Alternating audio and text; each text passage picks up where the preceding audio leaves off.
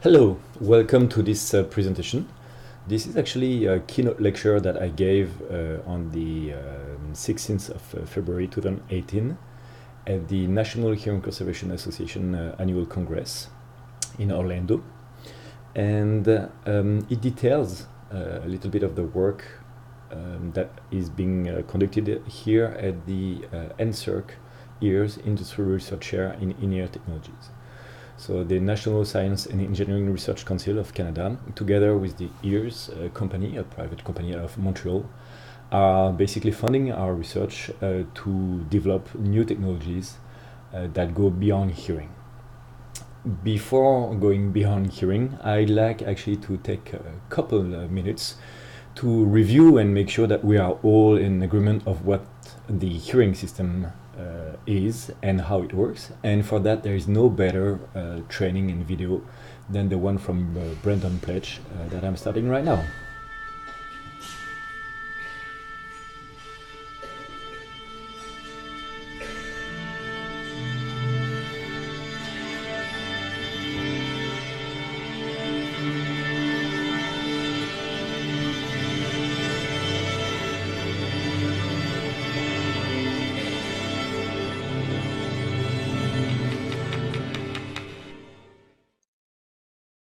The sense of hearing is accomplished by a process known as auditory transduction.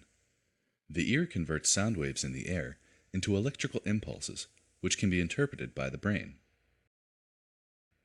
As sound enters the ear, it passes through the external auditory canal, where it meets the tympanic membrane.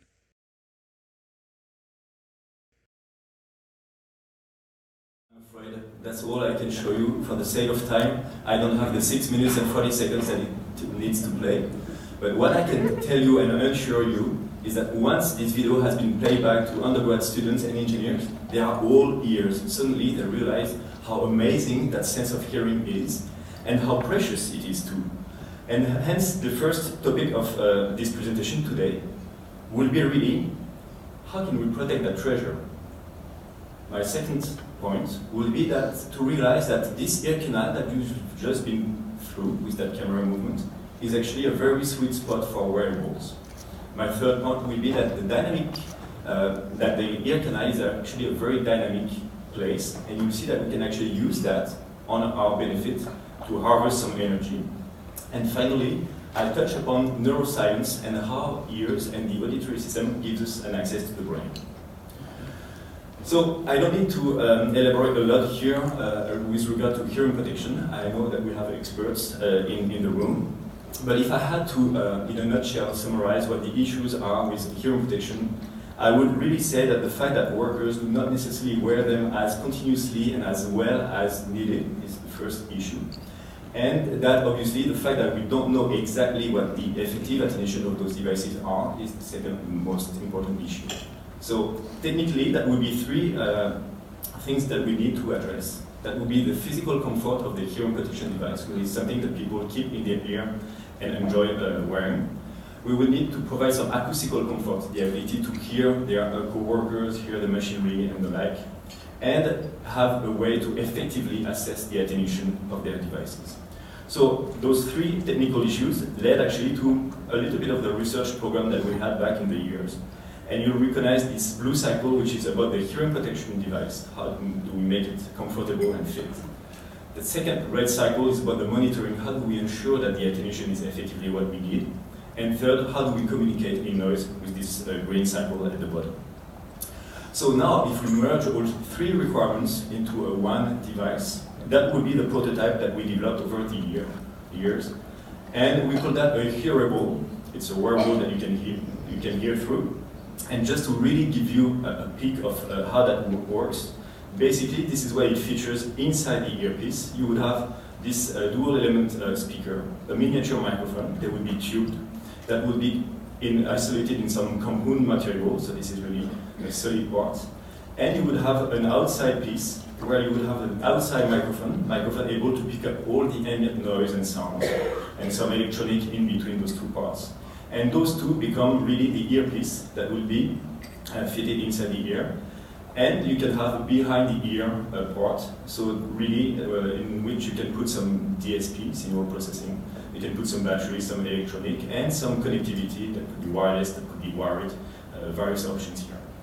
So that is really, let's say, our platform. We call that actually the ARP, Auditory Research Platform, and it fits on a tip. So that tip can be anything, it could be a foam tip. You will see that we are using actually a custom instant molded ear tip provided by our partner. So let's detail a little bit those solutions. As I just mentioned, you have obviously various ways to provide a good and superior isolation through hearing protection devices. I'm presenting here the table that is now in the upcoming noise manual chapter.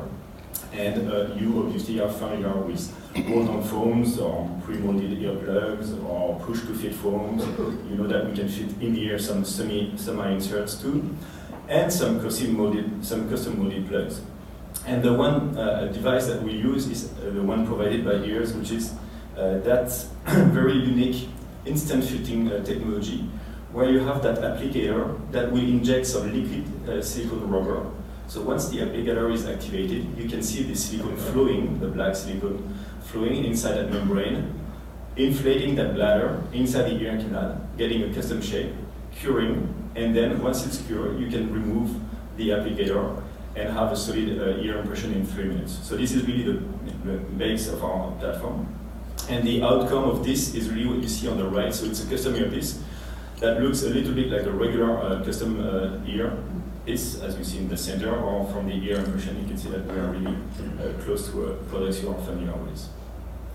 So that was the hearing protection part, and now the question is, how do we assess that this hearing protector is indeed doing the job and attenuating properly, protecting the worker? So here I'm happy that yesterday there was that whole workshop on fit testing, and I don't need to go through all the brands and equipment that do exist, but you have here a little visual peek of all those technologies. And unfortunately, there is one big issue with those fit testing systems, right? This is an instant measurement. You're just assessing on the worker, on the day, on the moment you're doing that measurement. You don't know how that will be replicated effectively an hour later, a week later, a month later, a year later.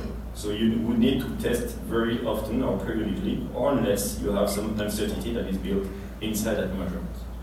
So if you had to continuously monitor that attenuation, this is something that you can do. Many have done that.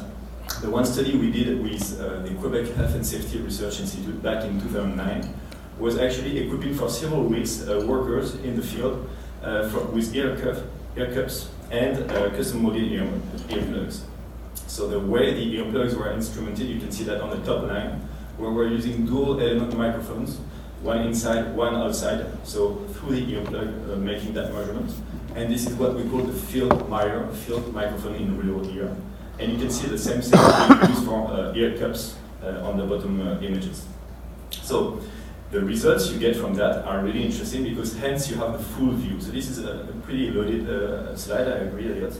This is actually the original from the Internoise presentation. But if you look at the top graph, you can see really the exposure level of that particular worker from 7 a.m. to 4 p.m. So you can see really the time slots. You can see even the breaks, that's the gray area.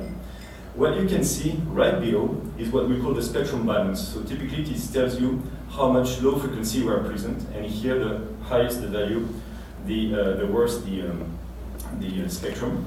And the blue graph below is really the attenuation that was achieved by that worker. So here typically in the range of 20 dB. For the left ear, and bottom graph around 30 dB for the right ear. So that's the true picture of the attenuation that was obtained by that worker. And as you can see, it's a function of the time, it's a function of the fit of the device, it's sometimes a function of the spectrum of the noise as well, as you could see. So that gives us leads to many other information. I won't go into much details, but here you have on the upper left scale the octave band attenuation of that device, and you can very clearly see that there are two distinct behavior, and we call that a bimodal distribution with good fitted devices or earplugs and badly fitted earplugs. So those are things that are known that are really easy to see here. So that was back in the days, and nowadays I'm happy to tell you that, for example, our industrial partner has been implementing that kind of measurement that is continuously tracking inside, outside the hearing protector for every individual in their workday, and work shift. And as well having the ability to assess from a group perspective all the PAR, personal notation rating, obtained by all the subjects during the day. So that's the kind of things that are nice to see. And what I foresee in the near future, and this is a graph that is extracted from Kuba's master degree, is that really we'll be opening very soon the ability to monitor 24 hours the dose and noise dose being the worker are exposed to, be it from an occupational work, and this is here, Kuba working from 9 a.m. to 12 p.m. You can see the activity in the top range. And you can see that when you're going to a movie, that's still a large dose that can be received on large high exposure, and the sleep that happens during, or the recovery that happens during the sleep. So you see those activities on the top graph. You see in the middle graph the noise exposure that corresponds. And the bottom graph is really what noise has been accumulated, so this is really dosimetry. And you can even see the recovery in green of that noise as a function of the sleep time that you do get or rest. So that's probably the future, hopefully. And back to the communication in noise issue, the last item.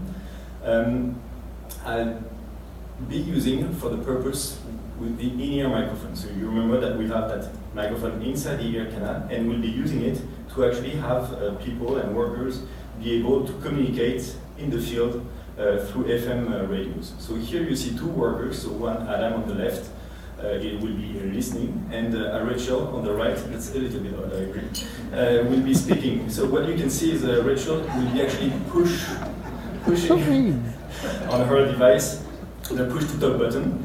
And you can see that there is absolutely no microphone close to the mouth. That's really in-ear microphone that will be picking up that noise.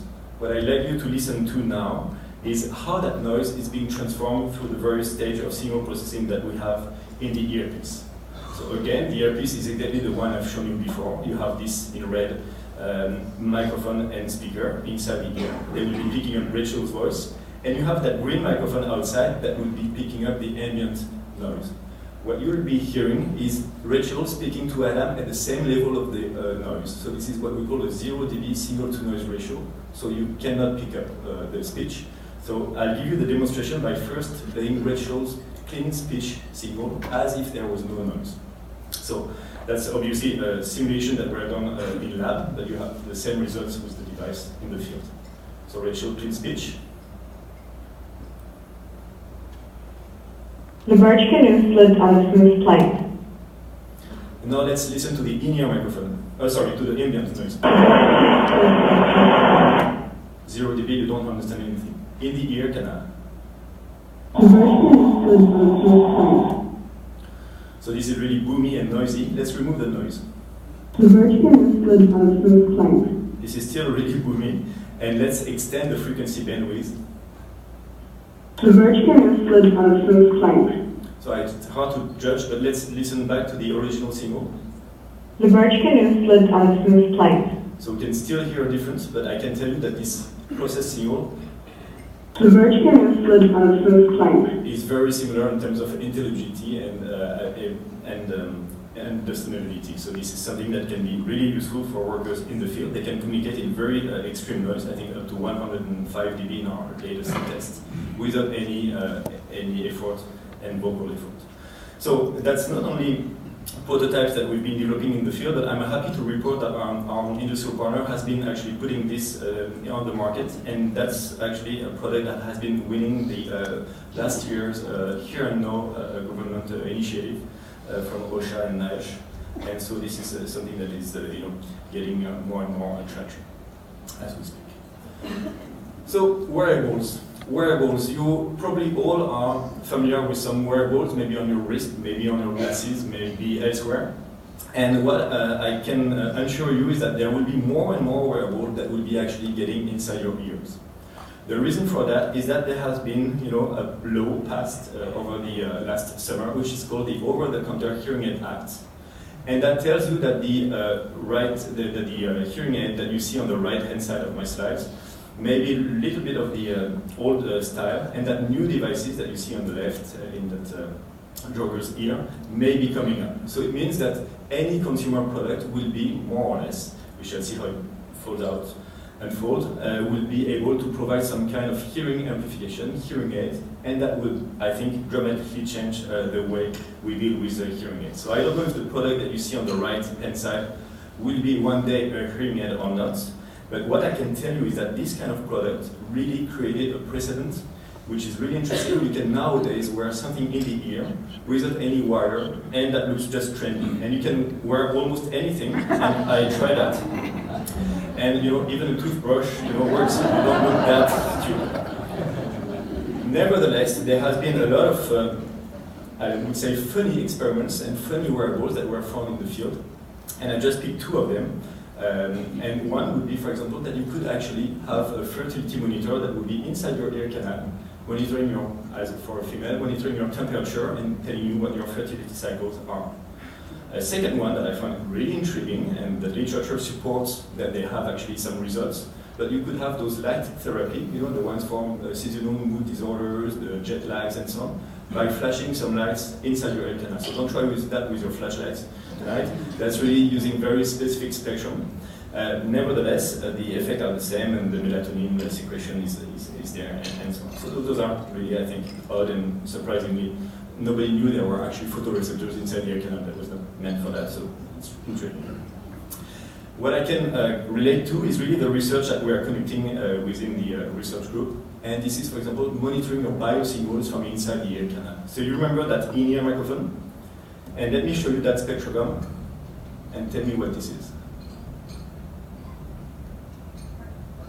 Heartbeat, indeed. This is your heartbeat. So you can see the frequency range ranging from 0 to 30 Hertz, and you can see really clearly those heartbeats interactions.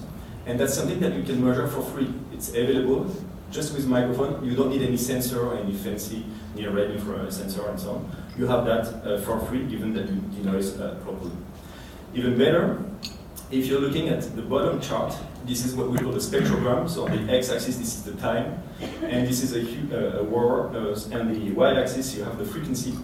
And you can see the black marks on the x-axis that are the heartbeats that you just heard.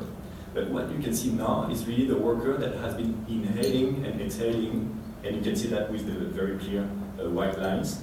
And this tells you that yes, we can monitor your respiratory rhythm just through that microphone, and we can actually assess if you've been breathing by the nose or by the mouth, which is really useful if you're monitoring remotely a worker and want to know how this person is performing and wealth index on the field. So those are the kind of signals that are useful. The other ones that are useful too is what we call autoacoustic emissions, and we do actually monitor those autoacoustic emissions. So I won't give you a class on that, but typically the distortion products are really the idea that we send two tones. So this is the green tone that will be a beep, and the blue that will be a beep, and the result is a boop. And that boop is actually the red curve that you see, and this is very faint boop.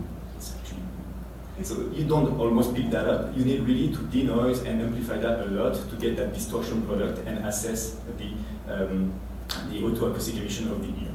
What is believed is that that signal is really as a function of the individual producing that distortion product, but it is something that is subject to fatigue. So at the beginning of the day, that may be a clear red marker here, but at the end of the day, if you have too much exposure, that emissions might be reduced. And the idea is that we would monitor that over the workday. And this is here a prototype that Vincent was developing during his master degree. So I don't know if you can call really that wearable, but nevertheless, that was something that was used as a hearing protector that was monitoring the fatigue, auditory fatigue experienced by a given individual over workdays. I won't steal any of his steam. He's lecturing, I think, tomorrow and has papers on that, so that will be that's available for those of you who are interested in that topic. A dynamic place. So the ear canal is something that is actually moving a lot. Those of you who have been fitting hearing aids know that you can have lots of issues when the person is chewing and that you have a lot of troubles maintaining the seal. Well, that's actually something that we decided to use in a beneficial way. So let's do that little experiment. I'd like you to put your right hand or left hand in your ear canal and just open and close your mouth and see or feel if you can feel something going on here. And what you could feel is probably that the jaw joint, or the temporomandibular joint, is moving and is actually creating some ear canal distortion, right? So you felt that. And what I can tell you is that if we are measuring that ear canal in those two extremes positions, open mouth and closed mouth, we would see a difference in the dimension of that ear canal. And we can see that very clearly here on the little animation that you have spinning, where you have the closed jaw in the orange color, overlaid with the open jaw in the green color. What I will do, I will cut through that so that you can see really where you have a difference in diameter that you just felt on your ear canal. And you can see here on that particular subject, and that's my postdoc Aiden, you can see that he was reaching up to 1 millimeter differences between the ear canal dimension in those two positions. So that's exactly that displacement, that movement, mechanical displacement, that we'll be utilizing to actually harvest some electrical energy. So how do we collect energy? Here, a very naive approach we had was to simply inflate the bladder you've seen before with some water and just chew on that. And you see the hydraulic circuit that we have here, and the moving coil in red would be actually fluctuating as you would be chewing and generating some electricity through some induction process. We even developed another system where you have here what we call a piezoelectric film. So piezoelectric materials produce energy or charges when they are under constraint. And here we wrapped the earpiece under PVDF film. And you can see here the earplug being wrapped in that film.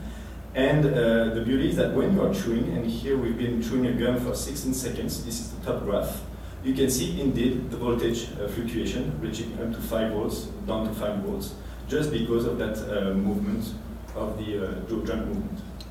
And if you have the proper circuitry behind that, you could actually use that electricity potential and recharge something. So what you see on the bottom graph is the charge over 18 seconds. And you see that we've reached over 0.2 volts, over those 16 seconds of jaw joint movement. So it's clearly not enough to charge your cell phone, we agree. It's actually very, very low energy, but this is amazing as a researcher that was so little energy and so much paper and fuzz about that. So that was really, a very good, what we call the impact factor, and we actually got for that and other publication some highlights from the Institute of Physics in 2014 for this work on the jaw joint movement in energy harvesting. So I think that's time to go to our last bullet, last point. And the last point is that the ear canal, the ear, is a nice place to access some of those brain and cognition studies. And the ear canal is actually using the earpiece that I've shown you before, the Auditory research platform, that electronic platform. I'm really happy to tell you that it has been actually useful for a lot of neuroscientists, and we have a bunch of them at the Université de Montréal, the Neurology Institute of Montreal as well, the Neuro. And one of them that I really enjoy is deals actually with the what we call the tonotopicity. So tonotopicity, simply stated, is simply that all the auditory system that you should have seen in the video works in a very specific way, in the sense that all the frequencies are mapped on different spaces. So this is tonotopicity. And basically, this is just like if you had a keyboard, piano keyboard in your ear, and the low key matches with the low frequencies, medium key with the medium frequencies, and the like. So what was here studied was what we call the brain plasticity. So the neuroscientist, Mark Schindler, I left you the reference here, was interested in to understand how can the brain remap itself if all those keys are not used. And what he decided was actually to use one of our devices, and at the time that was the way it looked, a little bit like a hearing aid. And that device was altered in such a way that it would cut all sounds, you would be completely transparent past all sounds but the 1 kilohertz. So it's just like if you remove that key and there was absolutely no information being sent to the auditory cortex on the 1 kilohertz band. So you see here the transfer function of the filter. This is what we call the notch filter. And what he did is he did study using fMRI, so functional MRI, the tonotopicity of his brain before wearing the device.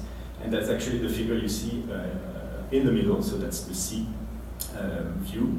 And you can see that you have all the frequencies be available. So the 0.6 kilohertz in blue, the 1 kilohertz in green, and the 1.6 kilohertz. And he has been wearing that device for 5 days, continuously, days and night, or maybe just days, but continuously. And after those 5 days, he went back to the MRI machine and looked at how the brain remapped itself. And he found exactly what we have on the graph on the right-hand side, the graph D. No more green. The brain realized that the green was not used, the 1 kilohertz space, the key, was not used anymore. So what happened? The adjacent bands, 1.6 and 0.8, just decided to use that empty space and to remap on those available neurons, let's say. So that was really the first time that was demonstrated that such plasticity could happen and take place in such a limited, in such a short time. You have the results on the graph A on the left-hand side, and you can see really, using the voxel count, the difference that are significant between the 1 kilohertz, 0.6, and 1.6 before and after the experiment. And I think that was really intriguing. So on that note, and I won't have time to go through that second study, but it's a more recent one, published in Neuroimage in 2015. He actually looked at the interoral difference and how that was encoded in the auditory cortex for the ability for the human being to localize sound. And that's actually amazing. He played a lot with all the cues that we do have in terms of interval time difference, interval level difference, and found out some of the plasticity process that are, I think, explaining a lot of the work, and I'm pointing here to Professor Caselli, but I think a lot of the work that has been unveiled from all the field experiments that we did on the training and the need to train with some technical TCAPs and other advanced hearing protection devices. So I found that piece of research amazing, and I'm really glad that we can be helpful for them by just providing some very basic auditory research platform. Where it goes a little bit more technical is when we ourselves pretend to be a little bit in the neuroscience, and when we suddenly start to use some electrodes on top of all the audio processing on our earpiece. So electrodes, as you know, can be reading some of those electroencephalographic information.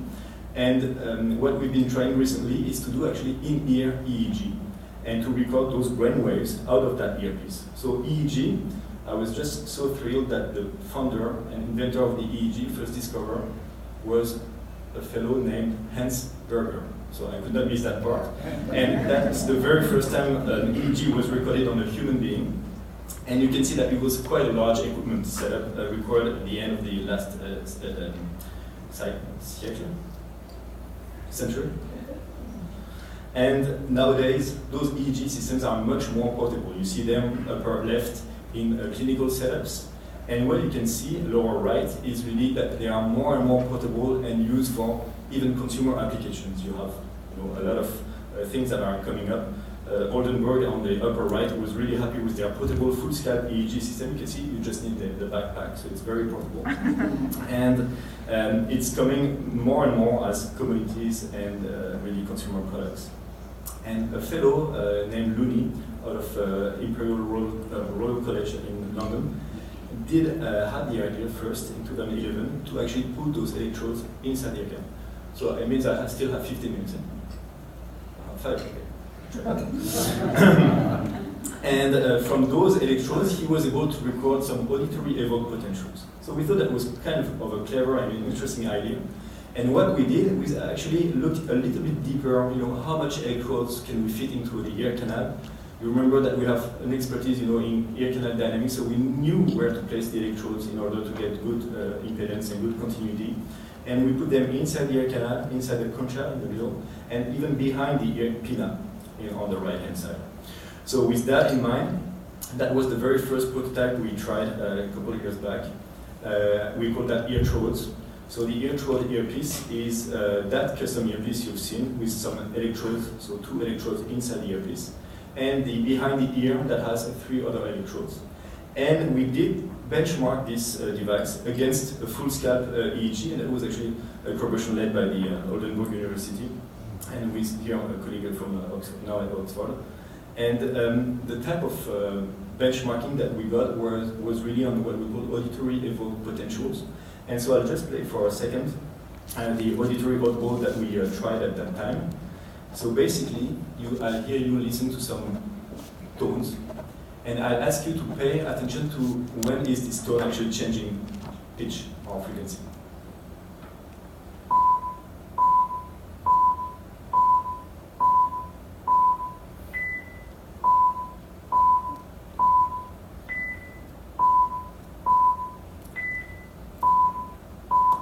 Okay, so that was fairly easy. We heard three, of those targets, we call them.